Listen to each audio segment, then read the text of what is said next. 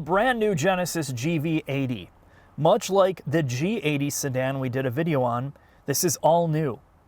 And unlike the previous products in their portfolio, this was designed from the ground up to be a luxury car, not shared with any other Hyundai and Kia product.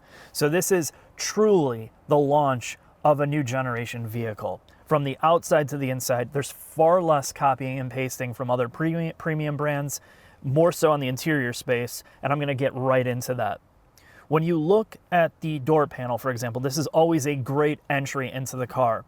You see the leathers, the cross stitching on the leather, how they have these smooth flowing geometric lines. There's use of alloys, matte wood trim that's real wood, soft leather on the upper door, and the bottom plastics don't look like they're out of a $20,000 car. And this is something you see in the mid-level luxury cars that's a difficult pill to swallow. This does not look cheap at all. And this isn't even the highest trim level. I'm looking at the 3.5T twin turbo motor. That is the Advanced Plus trim for $65,000. Now the base price starts at $49,000 for the 4-popper turbo and rear wheel drive. Let's start with the driver area. Seats feel good. The leather feels soft and supple, and one of their engineers decided on a long road trip that he was no longer going to have fatigue in his driver's seat. So he created the Ergo Motion design, which is not a massager. It follows the function of more of a medical bed that has air bladders. If someone is bedridden for quite a while, the bed adjusts itself to prevent pressure or bed sores. And that's what this seat is also trying to emulate, shifting your pelvis or your hips, moving your back around just a little bit so those pressure points don't settle in and create fatigue. So this will turn on based on a preset time to make sure that it's moving you around on longer trips. Certain things like the steering wheel heater, the seat heaters, and the seat coolers are all right in front of you, easy to turn on and off. The physical controls in here are some of the best that Hyundai has, or Genesis has ever done. It's easy to interact with. There's a good solid clicky feel. There's just enough physical controls without you having to constantly interact with the touchscreen. Now this does have the same rotary dial that we found in the G80, and while I understand what they were trying to do, they wanted it to be something for everybody to avoid all the complaints. People want touchscreens, they want a touchpad, they want a rotary dial, they want a D-pad. It has all of it. And while Genesis says that they did design all of these inputs for the UI, there's still a disconnect there between trying to get from one menu to the other. Sometimes you have to use the D-pad, sometimes you have to use the rotary knob, and it takes a while for your brain to get adjusted to which input am I going to use. Next, we're going to look at the gauge cluster. On the lower trim levels, you have a physical speedometer that has a bezel around it. And then for the tachometer and multi-information screen, you can see a screen and kind of configure it however you want. When you get to the upper trim levels, you get to the 3D auto stereoscopic display, which has 3 layers to it. When you turn on the 3D layer, it switches itself to give you more depth of field, so it can bring up to the forefront certain parts of the gauge cluster that are important to see and then background other things. It's not trying to be gimmicky, it's trying to be more usable, but one of the side effects of this technology is you have to combine an ultra high resolution screen, which this kind of is, and you have to have your head in one place. So they use eye tracking sensors, infrared eye tracking sensors, to make sure that it's trying to keep everything in focus based on where your eyes are at, but you do lose brightness, you do lose luminosity when it's on. So, and you also lose resolution, and that's a byproduct of this type of display technology. So it's one of those, if you don't like the blurry effect that the 3D gives you, you can turn it off, but it is an interesting implementation. Again, this car doesn't have it, but you can opt for that. Everything else in here is much like the G80. The dashboard's a little bit different, but it's ultra high quality. Everything feels so well screwed together. The textures are great.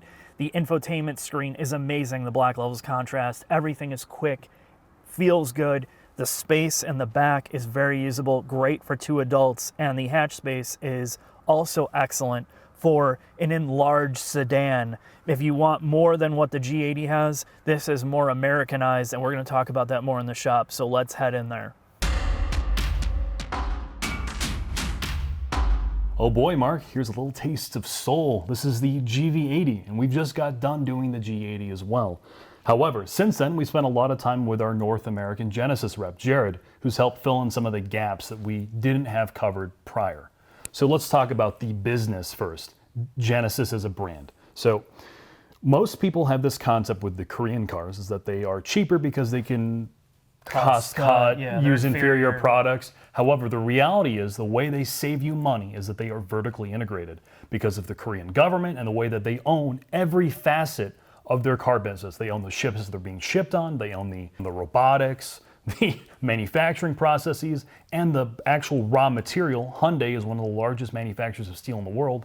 That's how they're saving you money. Yeah, and that does have a huge trickle-down effect. They can keep things in-house, and that also should also help them in terms of quality and integration of all their products.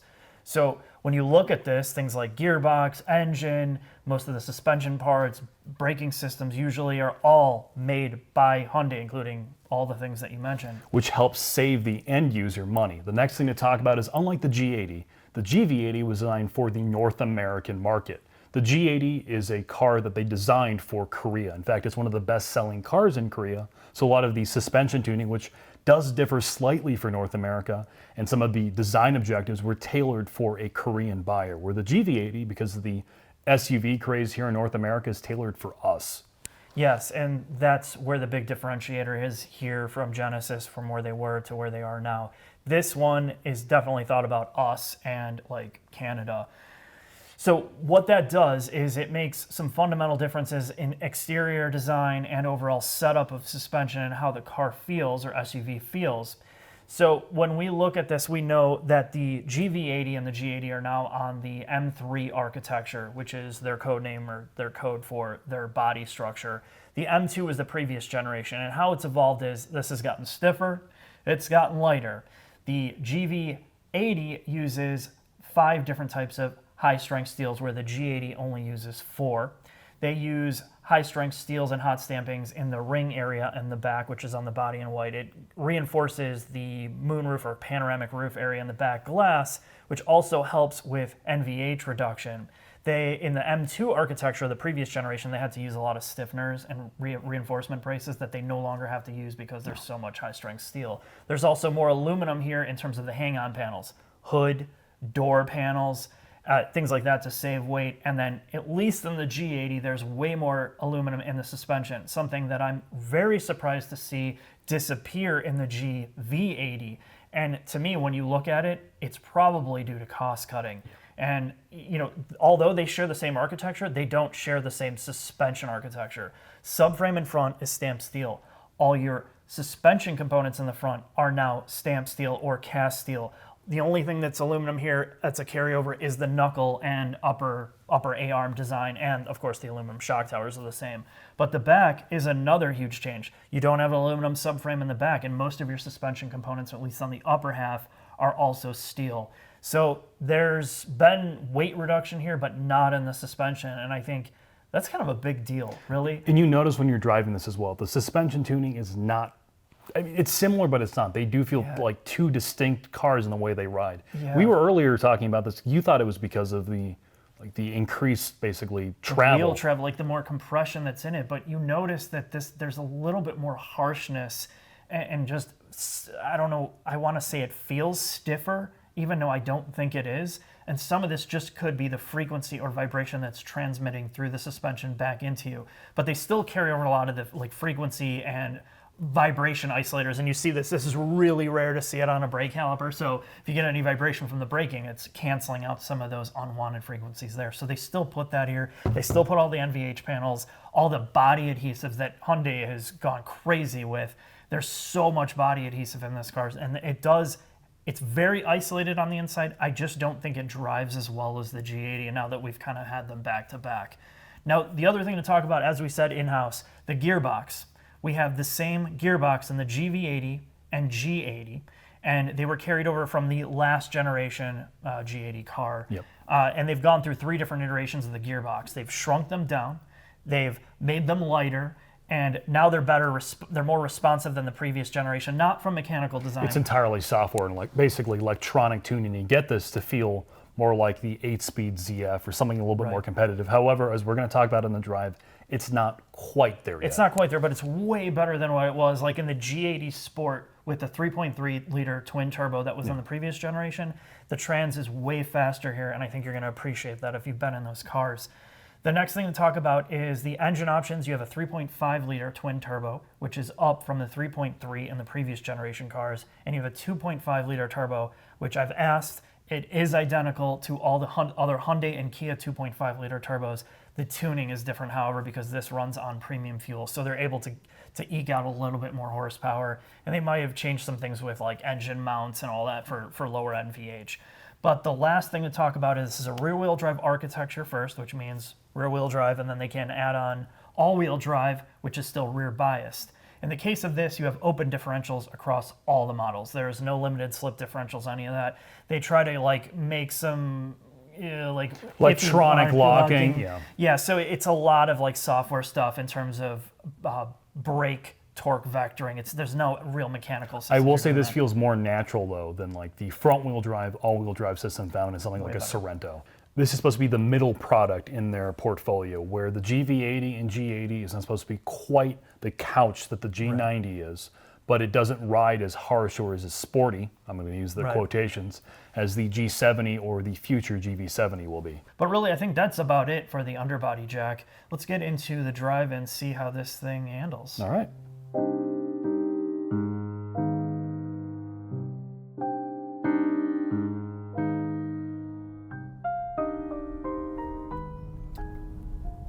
Mark, we're in the V6 Genesis GV80, and we've already spent time in the GV80 4-popper as well, so we're going to be talking about both in this drive. I can't wait. I'm going to put this in sport mode with the checkered flag because I win. We got enhanced engine noise on. Oh, wow. I feel like I'm in a McLaren. All right, first question. Is this worth the price delta over the 4-popper? Yes. Let's just get that out there. Why? Because it's better. It's a twin turbo V6. It's more refined. It's got more natural power delivery. It doesn't sound horrible. And granted, you can turn the fake engine noise off, which I would 100% do. But it's not that the 4-cylinder is bad, though, Mark. I want to say that. You and I both drove the 4-popper first, and I told you I didn't find the 4-popper in this anywhere as offensive as I did in the G80. Okay, so let's cover the basics of that then, that decision-making process. You can get the 4-popper GV80 for right around $50,000. It's like $49,500. And at that price point, you're competing with the Acura MDX, and what was the other one? RX and the RX as well, the RX Lexus. The RX 350 and the MDX, which are both V6s. Unfortunately, that would be where they kind of have an advantage. But you're getting a lot more here. This, to me, in terms of architecture, it's not on a shared architecture with all their other kind of mainstream cars. It's way quieter. It's way more refined. This feels like a luxury experience. So it is a steal at $50,000, but we're not in a $50,000 one. No, we're in a mid-$60,000 model, which puts you in competition with the X5, Q7, and GLE. And here's my debate. And if you equip a X5 to the level that this is equipped with the same options, it's nearly a $10,000 delta. And for once, you and I differ in opinion. You think people are still going to buy the X5. Yes. Where I think you could probably convince a suburbanite that this is the better vehicle. Not a better vehicle, the better purchase. Yeah, and we had this debate. I don't know what car it was in, where I basically knocked you out. But the reality is once you get $65,000 plus, so you can max this out around 73, which is a lot of money for a brand like this. You look at the Japanese brands when they came out, and they did a lot better for cheaper, and they're trying to do the same thing here. But you brought this up, like in your neighborhood, everybody's John Premium. And everybody, by default, it's like Grand Theft Auto. Everybody either has a Mercedes or a BMW. If you're like, hey, you want it's a like NPC characters. They're all white, Yep. silver, gray, BMWs, Mercedes, Audis. It's going to take them a long time to penetrate that premium market buyer that has over 65,000, because when you're spending over 65, you're no longer cost conscious. No. You're not as cost conscious as you are when you're like spending 25 to 30. So if you have BMW and Audi, Mercedes monies, or money, not monies, you're gonna put one of these badges in your garage because You mean if they're an affluent character? in money. Yeah, so there's nothing wrong with this in many ways. It's better than the X5 in terms of ride isolation, quietness, refinement.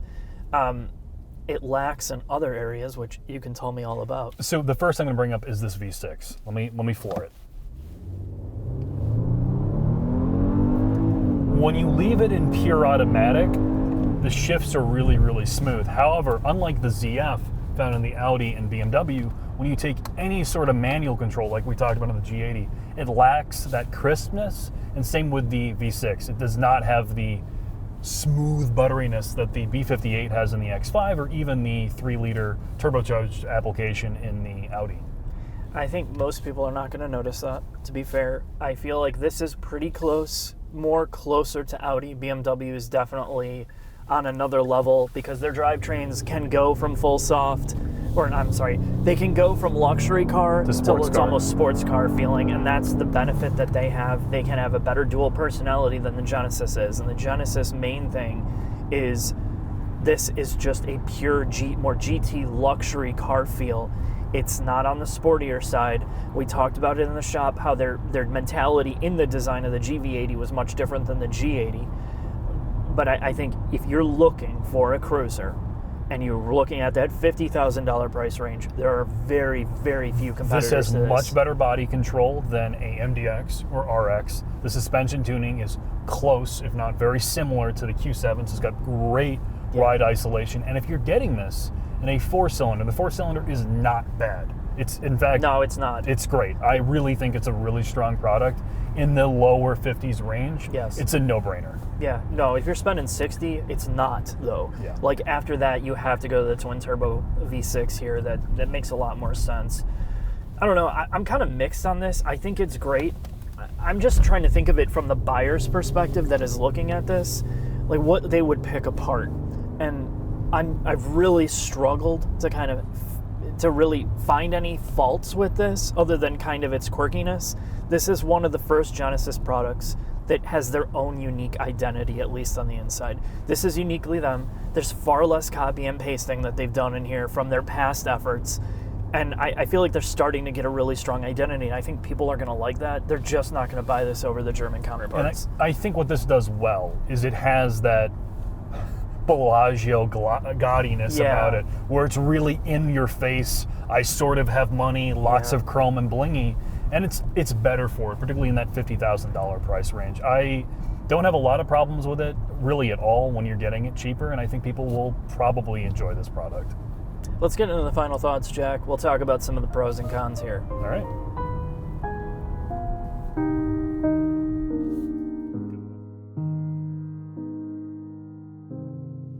Final thoughts on the Genesis GV80, their first SUV.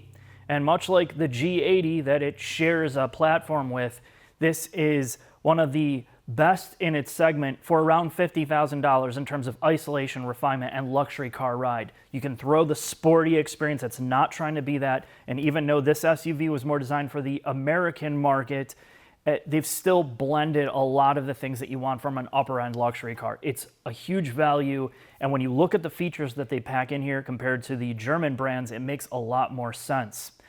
Now, when you start moving up in price, that's where you have to make a decision. What do you really need? And around 60 grand, the big thing is the Lexicon audio that you can add. It performs very well compared to some of the other generic Harman counterparts in the Audi machines and the BMWs, and it's even better than most of the Mark Levinson audios in the Lexus products. The only thing is bass performance. It's a little bass heavy, but you can tweak some of that out with the EQ. But we'll throw up the graphs here. I've already done a video on how to read these and explaining audio testing. Poor people.